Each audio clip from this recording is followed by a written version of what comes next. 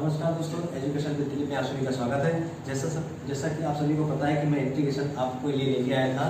आज तीसरा दिन है इंटीग्रेशन का हमारा, जिसमें आपको पहले दिन आपको पढ़ाए गए थे इंटीग्रेशन के बेसिक कुछ पार्ट पढ़ाए गए थे और मैंने आपको जो प्रतिस्थापन की दूसरी पहली क्लास में पढ़ाई थी उसमें आपको थोड़ा सा नॉर्मली सवाल बताए गए थे। आज प्रतिस्थापन विधि का दूसरा क्लास है, जिसको आप इंग्लिश में कहते हैं इंटीग्रेशन ऑफ सब्स्टिट्यूशन मेथड। इसमें आज आप दूसरी क्लास पढ़ने जा रहे हैं। कुछ आज अच्छे सवालों के साथ हम शुरुआत करने वाले हैं।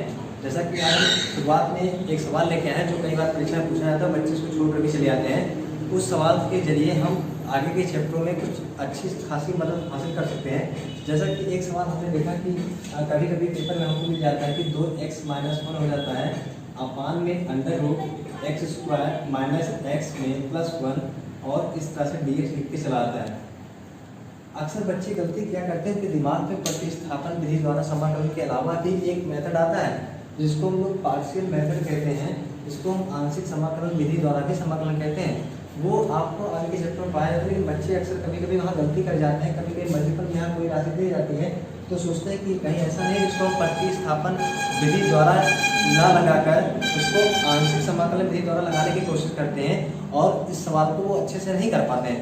हम चाहते हैं कि आपको कोई भी कन्फ्यूजन ना हो, इसलिए आप चीज़ों को भली भांति जानें और अच्छे अच्छे सवालों के साथ हम यहाँ शुरुआत करने वाले हैं, ताकि आपको प्रतिस्थापन विधि और आंशिक समाकलन में कहीं से कोई कन्फ्यूजन न रह जाए।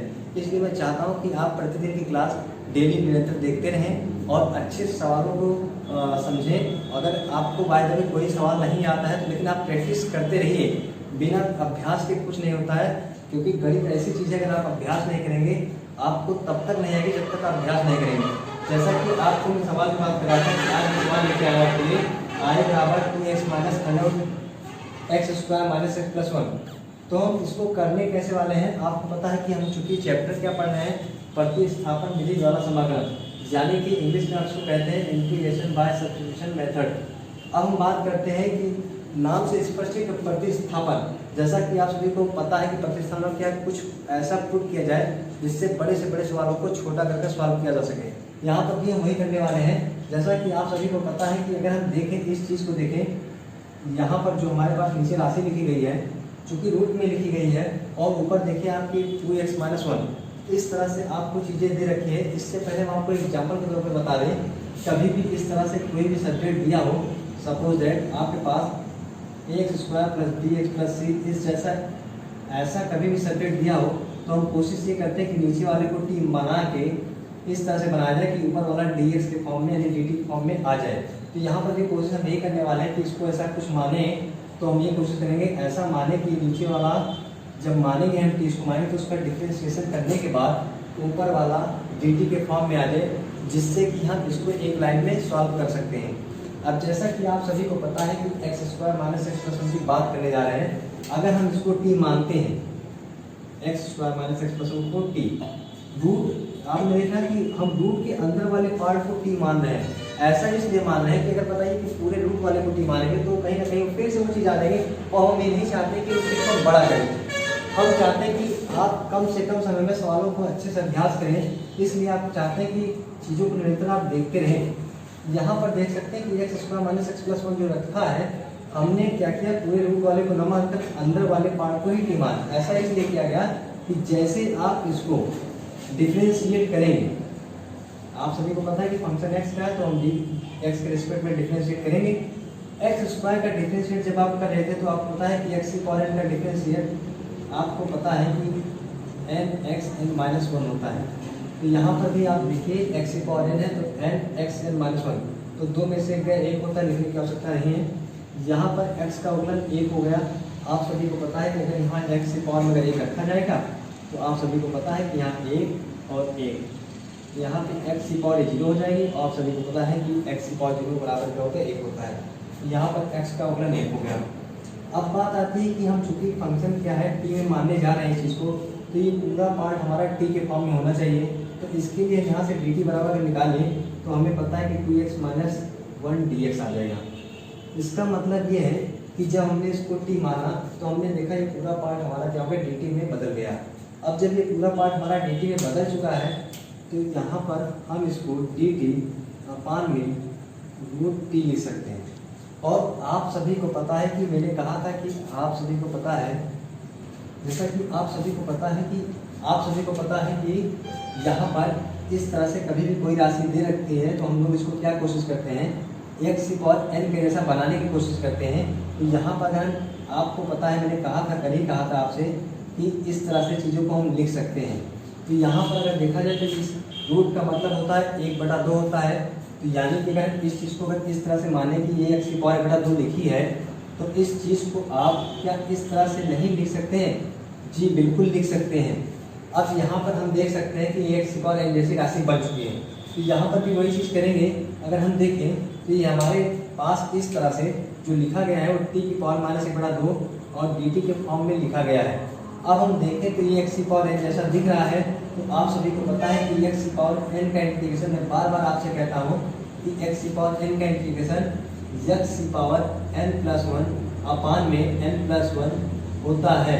तो यहाँ पर भी वही चीज़ लिखा है, x की पावर n का मतलब जान रहे हो आप कि t की पावर चूँकि लिखी है तो आप t की पावर -1/2 में 1 जोड़ेंगे और वही काम नीचे भी करेंगे और प्लस क्या जोड़ेंगे, आप c जोड़ेंगे। इसके बाद आपको पता है कि अगर हम देखें -1/2 में 1 जोड़ें तो हमको पता है कि 2 1 कम 2 1 हो जाएगा। ये आप समझ लीजिए कैसे होता है।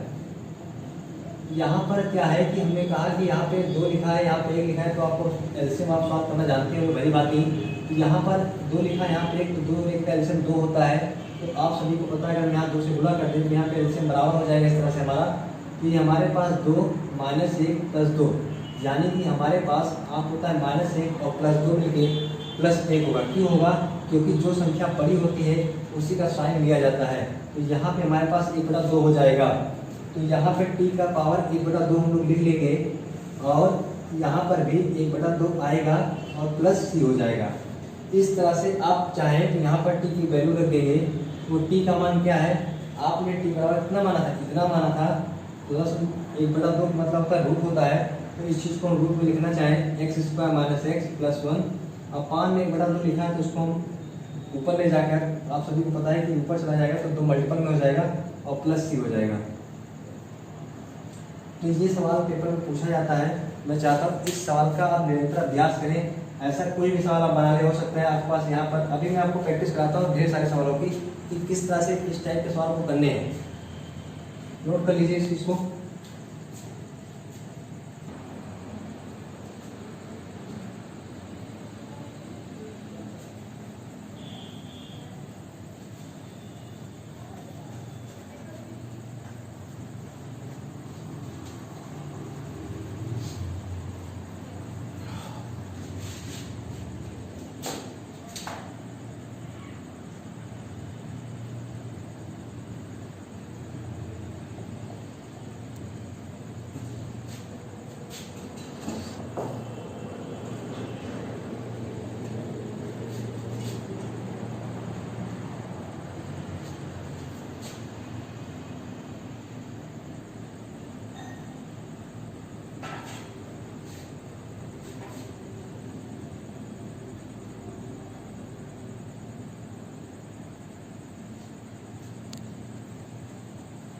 अब अगला सवाल आप देख सकते हैं कि पेपर में इस टाइप के भी सवाल पूछे जाते हैं,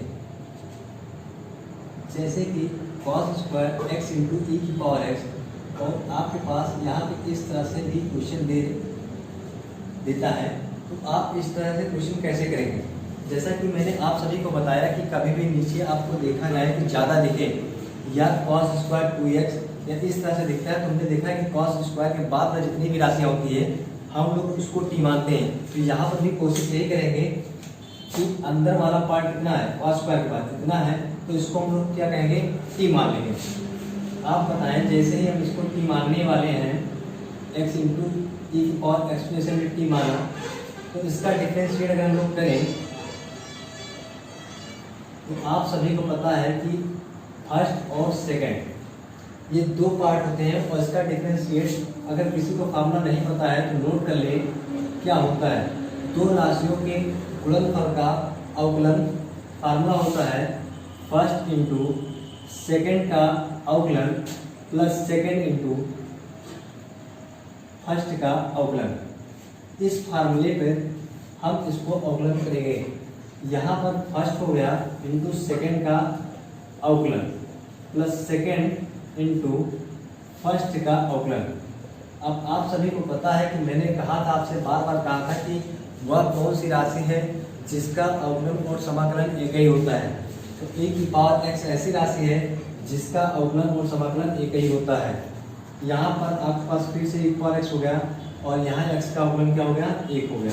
अब आप आसानी से देखें दोनों में क्या कॉमन है, e का पावर x कॉमन है, तो x प्लस 1 आप लिख सकते हैं।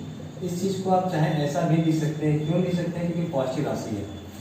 क्योंकि हमने इस चीज़ को ऐसा इसलिए लिखा क्योंकि हमने देखा कि हमारे पास dt बराबर जो पार्ट है वो दरअसल आप देख सकते हैं यहाँ से dt बराबर हम लोग निकालें तो हमारे पास e की पावर x 1 प्लस x और dx आएगा। तो dt बराबर हमारे पास इतना हो गया, कितना आ गया, dt बराबर इतना आ गया। यानी कि हमारे पास अगर हम इसको t मानते हैं तो इतना पार्ट हमारा क्या है, इतना पार्ट हमारा क्या है, dt है। तो हम लोग यहाँ पे इस चीज़ को पुट करें तो हमारे पास क्या है, ये dt है अपान में cos स्क्वायर t है।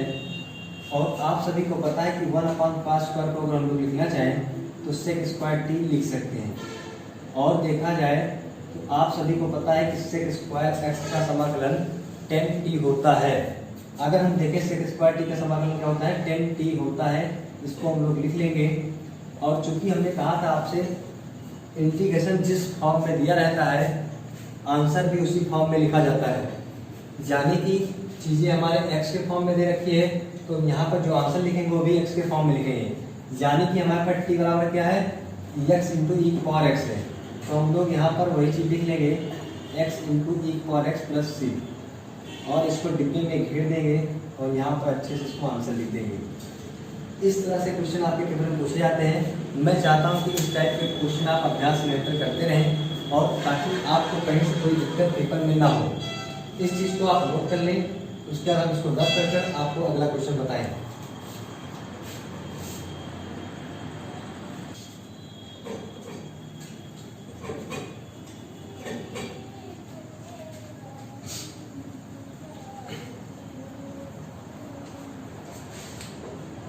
अगला क्वेश्चन ये है कि हमारे पास इस टाइप का क्वेश्चन भी पेपर में कई बार पूछा गया है।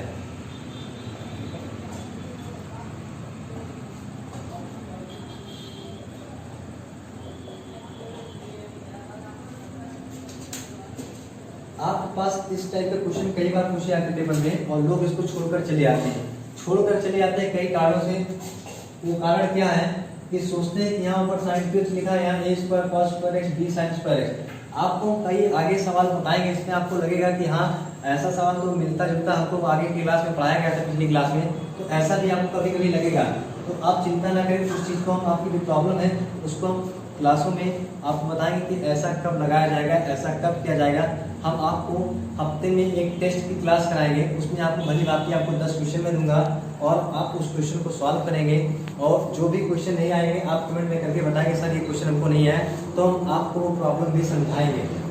अब sine px a square cos square x b sin square x इस तरह से लिखा है। और मैंने आपसे कहा था जब भी ऊपर कम लिखा हो नीचे ज़्यादा लिखा हो तो कोशिश ये करो कि नीचे वाला हमारा क्या हो जाए, कम हो जाए। अब नीचे वाला कम एक सर पे हुआ है, हम इसको कुछ मान लें, मानने वाली बात है। तो मानने को आप हमेशा मानते हो, क्या मानते हो, t बराबर क्या, इस पूरे राशि को हम क्या मान लेंगे, t मान लेंगे। क्यों मान लेंगे भाई, मैंने आपसे बार बार कहा है कि जब भी नीचे ज़्यादा दिखे तो उस ज़्यादा वाले पोर्शन को हम लोग कुछ मान लेते हैं। तो हमेशा जरूरी नहीं कि t मानते हैं, कुछ भी मान लो आप, a मान लो, b मान लो, c मान लो, जो मन कहे आपका वो मान लो। इसमें कोई कंडीशन है कि जरूरी नहीं कि t ही माना जाए। अब यहाँ पर क्या है, t बराबर a square cos square x plus b square sine square x हमने t बराबर मान लिया। अब माना जब ज़्यादा है तो आप सभी को पता है कि इसका डिफरेंशिएट भी किया जाता है। क्यों किया जाता है, क्योंकि अगर भाई आप इसको t बना रहे हैं तो ये ऊपर वाला भी पोर्शन किसमें होना चाहिए, t के फॉर्म में होना चाहिए, यानी कि dx भी dt के फॉर्म में होना चाहिए। अब आप यहाँ पे डिफरेंशिएशन जब इसका करेंगे तो dt अपॉन dx, आप सभी को पता है कि a स्क्वायर अचर राशि से कोई मतलब नहीं है। और आप सभी को जैसे पता है कि जब भी हम अवकलन करते हैं तो x की पावर n का स्वरूप लेकर ही करते हैं। तो यहाँ पर भी वही चीज स्वरूप दिख रहा है। तो पहले हम देखें तो ये cos इस तरह से अगर हम इसको माने तो इस तरह से दिख रहा है।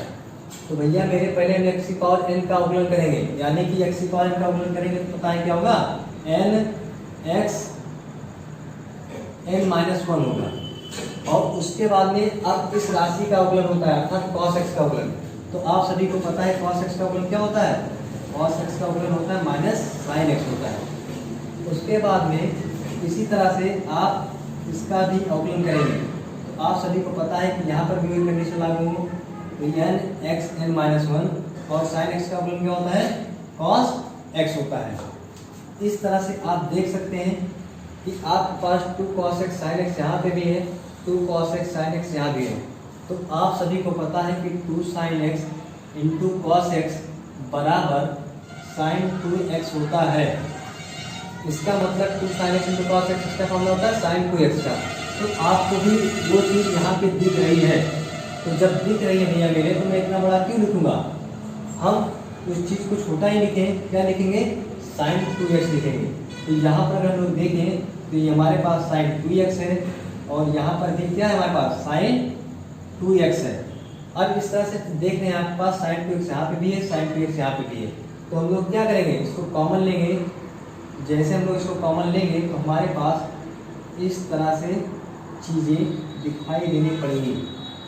अब हम चाहते हैं कि भैया आपको पता है पहले हमेशा धनात्मक चीज़ें लिखी जाती है, तो इसको हम अच्छे से लिखना चाहें तो इस तरह से भी लिख सकते हैं। अब चूंकि भैया मुझे निकालना क्या है, हमको चाहिए क्या, डी टी बराबर चाहिए। तो डी टी बराबर हम देखें तो डी टी अपॉन यहाँ पे हमारे पास D T upon D X बराबर ये दी गया है। तो अब यहाँ से डी टी बराबर हम लोग निकालें तो हमारे पास B square minus A square sine 2x और dx हो जाएगा। कांस्टेंट वैल्यू से हमारा कोई यहाँ लाता नहीं था, इसलिए हमने क्या किया, इसको डी टी के साथ ले लिया। अब चूंकि हमने देखा कि इतना जो पोर्शन हमारा है इसमें आगे डी टी में आ गया, यानी कि 1 upon B square minus A square D T upon T के हो गया। और आप सभी को बताया गया था कि 1 अपॉन एक्स का इंटीग्रेशन क्या होता है, लॉग एक्स होता है, ये भी आपको बताया गया था। यानी कि यहाँ 1 अपॉन टी का इंटीग्रेशन की बात करें तो 1 अपॉन टी का इंटीग्रेशन क्या होता है, लॉग टी होता है। इस टी की वैल्यू पुट कर दें, उस टी का मान क्या है वहाँ से देखें आप, B square minus A square, और वहाँ से अगर टी की वैल्यू की बात करें तो हमारे पास ये, यानी कि हमारे पास A square cos square X plus B square sine square X plus C. इसको आप घेर दें डिब्बे में, ये आपका आंसर हो गया। ऐसे ही और आगे कुछ क्वेश्चन है, आप पर नोट कर लें।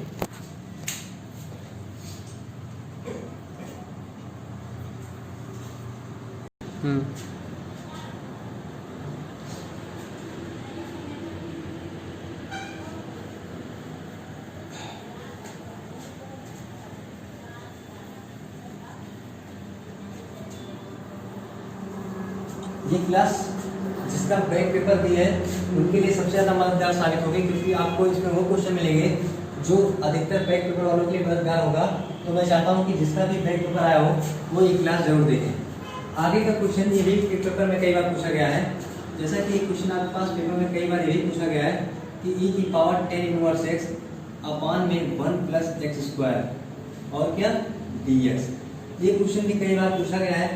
आपके पास ऐसा क्वेश्चन इस तरह से भी दिखेगा, e की पावर साइन इनवर्स x अपान में रूट में 1 माइनस एक्स स्क्वायर, ऐसा भी दिख सकता है, या हो सकता है ऐसा भी दिख जाए आपको।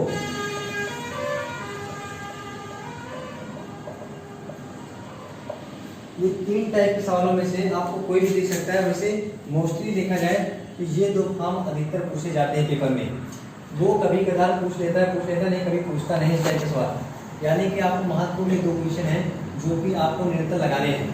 अगर बात करें इस टाइप के क्वेश्चन में हम लोग करते क्या है, दरअसल हमने कहा था आपसे कभी भी इन्वर्स टाइप का दिखे तो भी और लॉग मेरा दिखे या अंडर में कोई चीज़ दिखे हमेशा उसी राशि को ही टी मानते हैं। तो यहाँ पर भी आप देखें कि ऐसा कौन सा टी माना जाए। जैसे मैंने आपसे कहा था कि नीचे ज़्यादा दिखे तो उसको टी मानो, कोई कंडीशन नहीं है।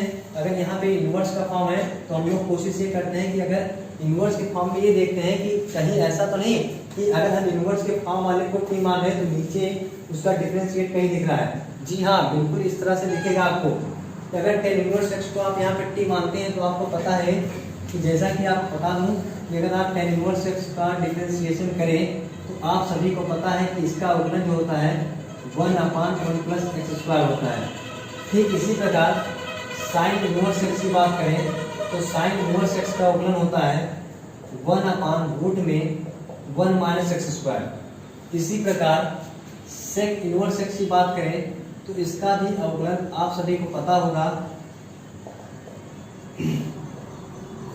इस तरह से होता है।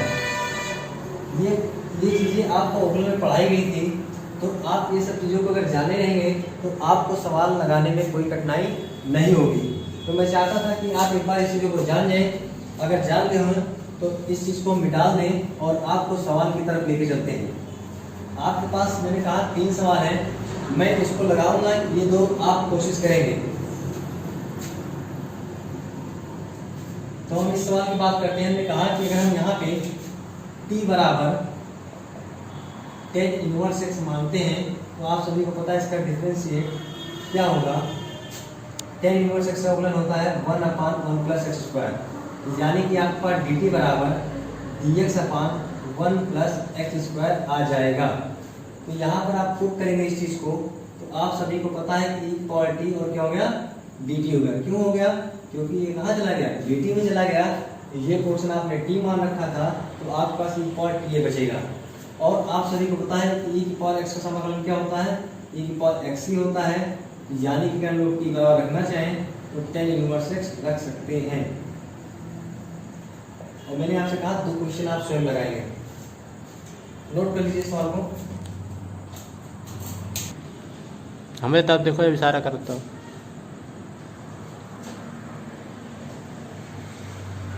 अब हम आपको कुछ फार्मूले प्रूफ कराएंगे जो कि पेपर में 4 नंबर पूछी जाती हैं। वो फार्मूले कौन से हैं, जरा ध्यान से देखें, आप काफ़ी मददगार साबित होगी आगे के क्वेश्चनों में सॉल्व करने के लिए ये फार्मूले। जैसा कि आप सभी को पता है हम लोग ट्रिग्नोमेट्री में कुछ फार्मूले जानते हैं। मैं चाहता हूँ पहले आप ट्रिग्नोमेट्री के कुछ फार्मूले रिवाइज कर लें। जैसा कि आप सभी को पता है कि sec square theta minus tan square theta बराबर 1 होता है।